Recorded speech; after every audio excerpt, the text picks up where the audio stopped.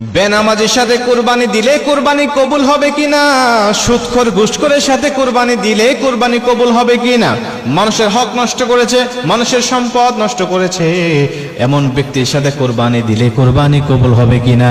কুরবানির সময় আসলে এমন প্রশ্ন কিন্তু আমাদেরকে খুবই করা হয়, হুজুর অমুক ব্যক্তি তো নামাজ পড়ে না, ওর সাথে কুরবানি চলবে কি চলবে না, অমুক ব্যক্তি সে মানুষকে কষ্ট দিয়েছে, অমুক ব্যক্তি তার আত্মীয় স্বজনকে কষ্ট দিয়েছে, অমুক ব্যক্তি তার সন্তানের হক ফাঁকি দিয়েছে, অমুক ব্যক্তি তার বোনের হক ফাঁকি দিয়েছে, এমন ব্যক্তির সাথে কুরবানি আমার হবে কিনা, কুরবানি দিলে কুরবানি কবুল হবে কিনা। এমন প্রশ্ন কুরবানির সময় আসলে আমাদের মাঝে করা হয়। এই মুসলমান বন্ধু আমার, খুব মনোযোগ দিয়ে কথাগুলো শুনে নিবেন। আমরা যেহেতু আল্লাহ পাককে সন্তুষ্ট করার জন্য কুরবানি দিচ্ছি, এজন্য শরীয়তের গণ্ডির মধ্যে থেকে শরীয়ত যে সমাধানগুলো আমাদের মাঝে দিয়েছে, এই সমাধানগুলো গ্রহণ করে সঠিক তরিকায় আল্লাহ পাকের জন্য আমরা কুরবানি দেব। আশা করা যায় আমার আল্লাহ পাক আমার কুরবানিটাকে কবুল করে নেবে। জোরে কোন সুবহানাল্লাহ। আল্লাহ পাক আমার কুরবানি কবুল করে নেবে যদি আমি সঠিকভাবে কুরবানিটা দিতে পারি। এখন প্রশ্ন হলো, হুজুর এই বেনামাজি এই সুদখোর ঘুষখোরের সাথে কুরবানি দিলে কুরবানি হবে কিনা, এর সমাধানটা আমরা চাই। প্রিয় ভাইরা আমার, যদি ব্যক্তি এমন হয় যে সে নামাজ পড়ে না এবং ভবিষ্যতেও পড়বে না, এমনও ব্যক্তি আছে সে সরাসরি নামাজকে অস্বীকার করে, কয় নামাজ না পড়লে কি হবে, আমার ঈমান ঠিক আছে, নামাজ যে পড়ে না এর জন্য তার অনুতপ্ত নাই। এবং অনেক ব্যক্তি আছে অস্বীকার করে বসে এবং বলে নামাজ পড়ার দরকার নাই, শুধু নামাজ কায়েমের কথা আছে।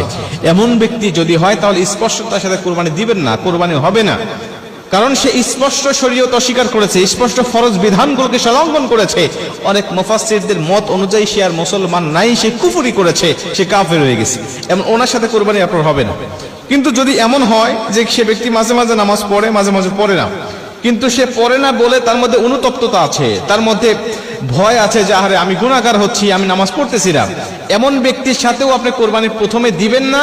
আপনি চিন্তা করবেন সর্বপ্রথম একাকী কুরবানি দেওয়ার জন্য, কোরবানির একাকী দেওয়ার জন্য আপনি চেষ্টা করবেন। যদি না থাকে তাহলে ভাগে যদি দিতে হয়, তাহলে আপনি দেখবেন যারা নামাজ কালাম পড়ে, যারা ইসলামের গণ্ডির মধ্যে থাকে, এমন ব্যক্তিকে খুঁজে বের করা, এদের সাথে আপনি কোরবানি দেওয়ার চেষ্টা করবেন।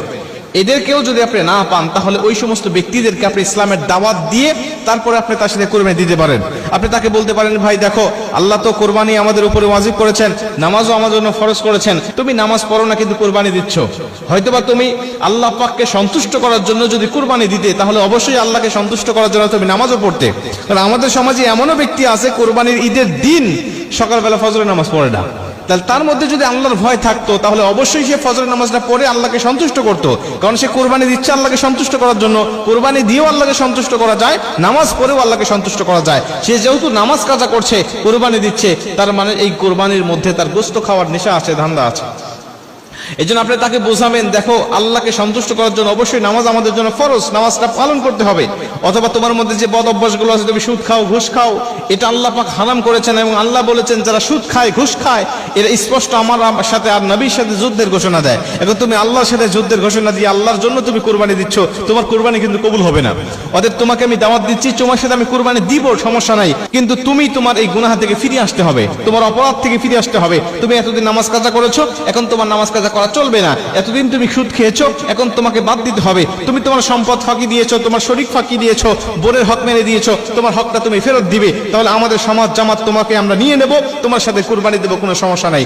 এমন শর্ত দিয়ে বা এমন দাওয়াত দিয়ে যদি আপনি তার সাথে কুরবানি দেন, সে যদি সংশোধন হয়ে যায়, আল্লাহ আপনার কুরবানিও কবুল করবে, তার কুরবানিও কবুল করবে। কিন্তু তার মনের মধ্যে যদি থাকে দুর্নীতি, মনের মধ্যে যদি থাকে তার অন্য কিছু, যে আল্লাহকে সন্তুষ্ট নয় এবং গোশত খাবো বা সামাজিকতা রক্ষার জন্য আমি কুরবানি দেবো, তাহলে তার কোরবানি কবুল হবে না, এটা ঠিক। কিন্তু আপনি কোরবানি দেওয়ার কারণে আপনার কোরবানি হয়ে যাবে।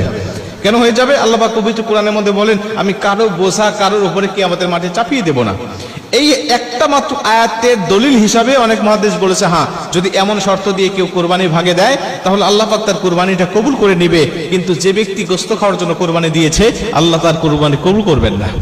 এই জন্য আমরা যারা ভাগে কুরবানি দেব, আমরা অবশ্যই খেয়াল রাখবো পারতপক্ষে একা একা দেওয়ার জন্য।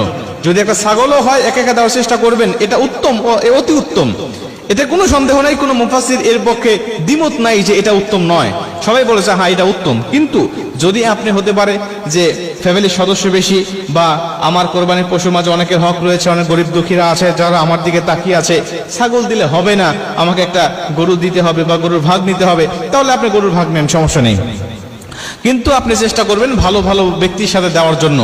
কিন্তু যদি এমন হয় যে আপনার ভালো ভালো লোক পাওয়া যাচ্ছে না, এখন এমন লোক পেয়েছেন তাকে আপনি ইসলামের দাওয়াত দিয়ে, সংশোধনের দাওয়াত দিয়ে, তার মধ্যে দেখবেন অনুতপ্ততা আসে কিনা। সে যদি আপনার কাছে স্বীকার করে হ্যাঁ ভাই আমি ভুল করেছি এতদিন, এখন আমি আর করব না, তাহলে আল্লাহ পাক আপনার অবশ্যই এই দাওয়াত দেওয়ার কারণে উত্তম প্রতিদান দিবেন এবং কুরবানিটাও আল্লাহ পাক কবুল করে নেবেন।